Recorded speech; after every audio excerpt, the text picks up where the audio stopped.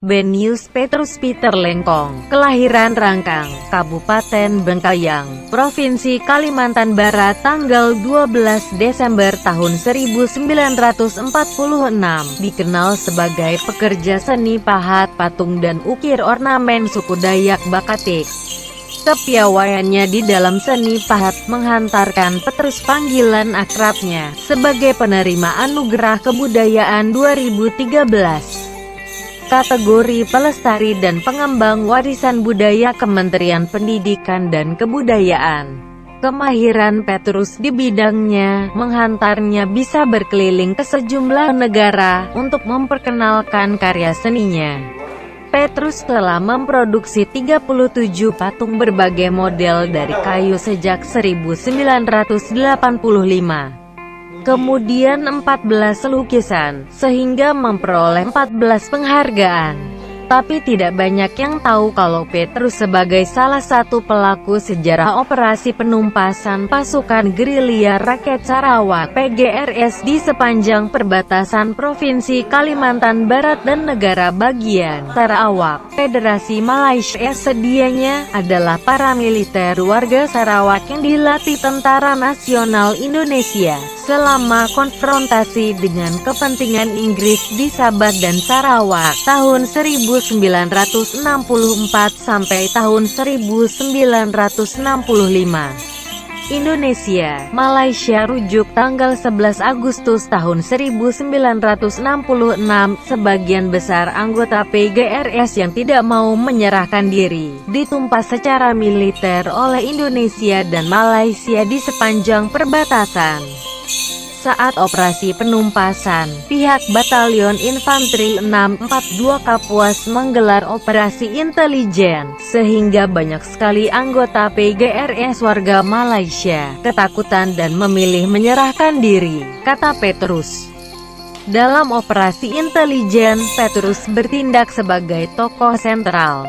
Berbekalkan seni bela diri hipnotis telepati, Petrus melakonkan seseorang memiliki ilmu kebal.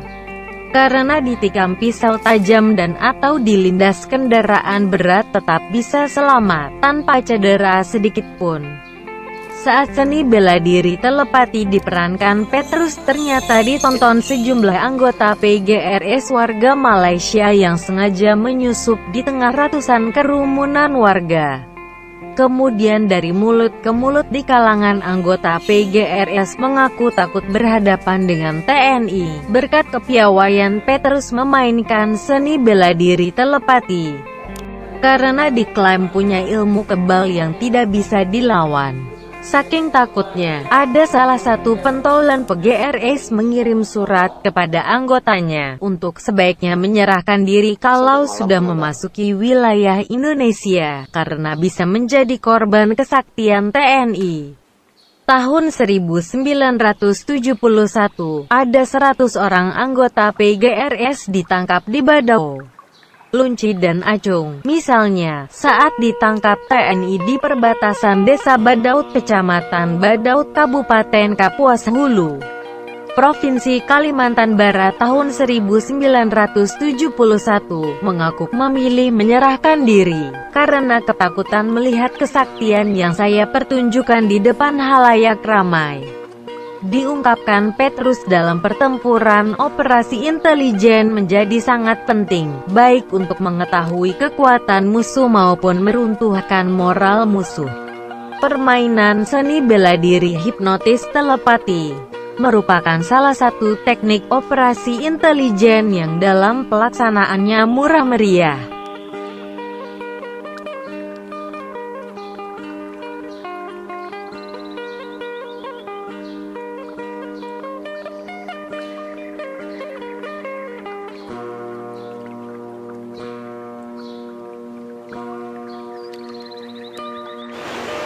Selamat malam, hadir ke Teleno, Bucoramin Kasaruga, bahasanya ke Jubata. Salam kesejahtera semuanya. Terima kasih Tuhan telah memberikan karunia kepada saya dan memberikan sesuatu kesehatan untuk dapat saya menceritakan pengalaman saya. sewaktu pengalaman saya selagi saya menjadi militer. Sewaktu saya jadi militer, saya bertugas di daerah Badau, Nangga Badau, yaitu dulu masih perbatasan dengan Lubuk Hantu. Sewaktu itu penyerangan waktu itu adalah menjaga, dan kemudian waktu itu kita tengah kontak dengan PGRS Parako yang disebut dulu itu Parako. Jadi disebut kepanjangan itu PGRS Parako waktu itu. Bertugas di sana saya kurang lebih 2 kali, 3 kali sampai titik penguat, namanya titik kuat dulu tuh. Di daerah Badau saya mencoba membuat sesuatu hiburan yang dikatakan tadi itu, hiburannya itu adalah hipnotis telepati. Hipnotis telepati ini saya dapat dari pengalaman saya. Di sana saya bermain dan ditonton juga waktu itu oleh masyarakat. Kemudian yang nonton juga kita tidak tahu, rupa-rupanya di situ ada juga musuh kita yang dikatakan tadi itu PGRS Parako yang waktu itu. Pak, saya tidak tahu sewaktu saya di Tanjung Tempat itu, rupa-rupanya di Tanjung Tempat itu juga kami sudah pernah tidur di sana dan nginep di sana. Rupa-rupanya di sana itu ada Parako juga, di dalam kampung itu sendiri ada Parako. Ya kita tidak tahu tuh Parako itu. Dan dia menceritakan, hebat katanya batalion pada bilang kemarin itu waktu saya di sana, dia bilang batalion Kodam. Kami waktu itu saya di batalion 642 waktu itu dalam pimpinan Letnan Joni, Letnan Supit, kemudian terakhir Pak Remijar Yakudu. Itu saya punya Danton. Danton saya waktu itu masih berpangkat Letda. Setelah beliau sudah dipindahkan, beliau itu dipindahkan, kemudian dijadikan komandan batalion, masalah di 41 pernah beliau. Di Ketelino, di Coramin, Kasarga, Paksenya, Kedubatan. Saya mulai mengembangkan seni mulai dari umur 10 tahun ya ke atas. Pertama yang saya kembangkan yaitu saya mencoba memahat suatu kayu dijadikan adalah pantak. Setelah saya itu mengerjakan sesuatu seni pantak tadi serta melukis ya, saya cuma belajar di alam yang ada. Yang membimbing saya dulu di bawah kaki Gunung Bawang itu saya punya kakek namanya tuh Kerengkeng, tinggalnya di Sungai Betung di bawah kaki Gunung Bawang. Saya lahir di Sukopet ya. Kemudian besar saya di Sungai Betung. Orang tua saya yang laki-laki Manado, orang tua saya yang perempuan orang sini. Dan suatu itu saya belum tahu kelahiran saya yang sebenarnya di mana, tapi di dalam cerita oleh orang tua saya yang laki bahwa saya itu lahirnya bukan di sini. Setelah saya sekolah, masuk saya di SR, baru setelah itu baru saya tahu bahwa ada cerita dari kampung Sukopet dengan Rangkang.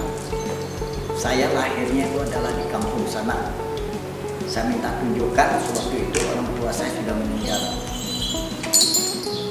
Minta tunjukkan kepada bapak namanya Pak Tingkong, dulu sebagai kepala rumah. Sebelumnya Pak Tingkong itu Pak Migang. Itu Pak Migang itu disebut di Rangkang ataupun di Sukopet dia adalah orang kaya. Dia kepala semua. Setelah itu baru abang angkat saya yang namanya si Tingkong. Tingkong banyak cerita dengan saya tentang kelahiran saya sewaktu itu. Nah, setelah itu saya selesai sekolah. Tahun 62 saya berada di Sungai Betung. Itu yang tadi saya ceritakan, saya bekerja seni, yaitu di sini pahat, membuat suatu pantak namanya patung, kemudian lukis di dinding itu menamakan relief motif Dayak. Nah, di situ saya dapat pengalaman. Setelah kakek saya meninggal, saya ditinggalkan. Waktu itu saya langsung bekerja pertama kali saya bekerja itu, tapi saya tidak akan lupa dengan apa yang saya pikirkan untuk ke depan, karena saya melihat seni dan budaya kita ini sangat penting dan sangat perlu benar, karena itu adalah satu-satunya peninggalan dari nenek moyang kita. Sewaktu itu saya sambil sekolah, saya mukul batu di jalan. Waktu Bengkayang ini belum ada jalan besar, waktu itu ya belum ada jalan besar. Jadi jalan itu dibangun, waktu itu saya ikut memukul batu sana, menyusun batu di jalan itu sampai ke Gunung Pendereng juga ya waktu itu. Setelah itu pecahlah Konfederasi Malaysia. Waktu itu saya sudah dibawa oleh pasukan juga waktu itu membantu di dalam pelaksanaan tugas dari pasukan yang datang dulu adalah Kostrad ya, Kostrad, Yon Komat, terus Batalion 323. Pecahlah PKI waktu itu tahun 65. Seni bela diri hipnotis telepati, di mana dalam aplikasinya seakan-akan membuat seseorang kebal. Pada dasarnya hanya tipuan ekspresi dari sudut pandang kasat mata. Telepati mengutamakan penguasaan pikiran sebagai getaran dan energi. Karena pikiran adalah kekuatan kreatif. Pikiran itu benar-benar hidup. Tidak ada yang lebih dahsyat daripada pikiran. Segala sesuatu yang kita sukai, kita benci dan kita rasakan adalah pikiran. Kita adalah apa yang kita pikirkan. Untuk menciptakan sesuatu, kita harus mulai melihatnya dalam pikiran terlebih dahulu. Kita dapat memperoleh keinginan kita jika kita dapat mengendalikan pikiran kita. Tetapi kekuatan pikiran atau sebagai watak akal yang dihadiahkan Tuhan itu, ujar Petrus, ternyata tak sepenuhnya dimanfaatkan dengan baik oleh sebagian besar umat manusia. Tak pelak, banyak orang tidak memahami kekuatan pikiran dan efeknya terhadap kehidupan.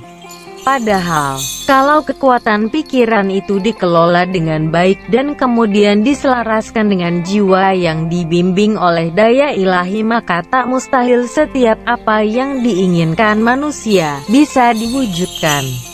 Dengan kata lain, manusia dapat mengukir takdirnya dengan memanfaatkan kekuatan pikiran, mencakup 5 aspek.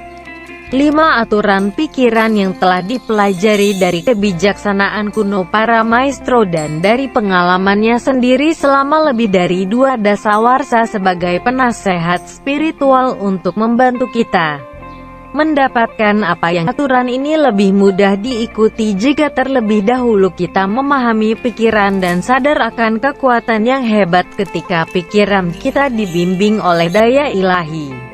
Cuma, kata Petrus, syarat utama untuk mahir di dalam memerankan seni bela diri telepati, seseorang tidak boleh sombong dan takabur. Sekali saja prinsip ini dilanggar dalam pelaksanaan seni bela diri telepati, bisa membuat kecelakaan fatal bagi para pemainnya. Setelah operasi penumpasan PGRS dinyatakan rampung, ditandai penembakan hingga tewas tokoh sentral, Syahid Ahmad Sofyan di Terentang, Kabupaten Kuburaya, Provinsi Kalimantan Barat, tanggal 12 Januari tahun 1974. Benius Petrus Peter Lengkong masih mengikuti berbagai operasi militer, di antaranya operasi militer di Timur Timur.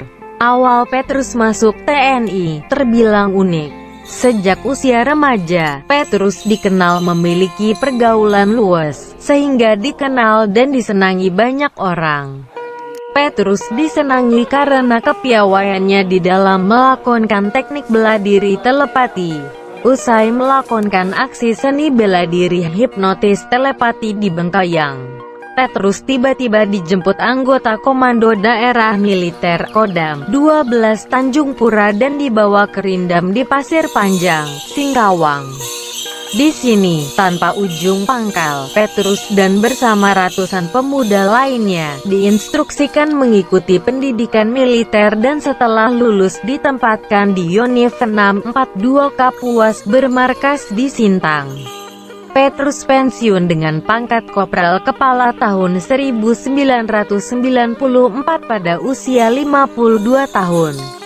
Selama aktif di Tentara Nasional Indonesia Angkatan Darat, saya berkali-kali ditawarkan mengikuti pendidikan lanjutan, tapi ditolak. Dari Tentara Nasional Indonesia Angkatan Darat, Petrus kembali menekuni bakat alamnya, yaitu seni bela diri telepati. Di samping itu, Petrus menekuni seni pahat, seni ukir, dan mulai memperkenal adat Dayak. Inilah yang kemudian mempopulerkan namanya, dan di sejumlah bandara dari fasilitas umum lainnya, foto Petrus berpakaian adat Dayak Bakatik bisa dengan mudah dijumpai. Petrus belajar seni ukir Dayak secara otodidak. Karyanya sudah puluhan. Karya-karya itulah yang telah menghantarkannya berkeliling Indonesia untuk pameran. Bahkan Petrus sudah mengunjungi China, Belanda dan Jepang. Bakat seni Petrus tumbuh sejak usia 15 tahun, sebelum menjadi anggota TNI AD. Yaitu sejak menyaksikan kakeknya memahat patung pantak. Yaitu patung digunakan saat upacara adat dan diyakini memiliki kekuatan. Kakeknya, menurut Petrus, tidak pernah mengajarkannya secara langsung cara membuat patung. Hanya saja Petrus suka mengamati kakeknya bekerja. Setelah itu, Petrus kembangkan sendiri talentanya. Petrus Lengkong wafat di Rumah Sakit Santo Vincentius, Jalan Diponegoro, Kota Singkawang, Jumat tanggal 5 Januari tahun 2018 di usia 67 tahun, meninggalkan 1 istri, 5 orang anak terdiri dari 4 laki-laki, 1 perempuan dan 9 cucu. Sejak itu pula hingga kini masih belum ada yang menggantikan sosok seorang Benius Petrus Peter Lengkong di bidang seni dan budaya.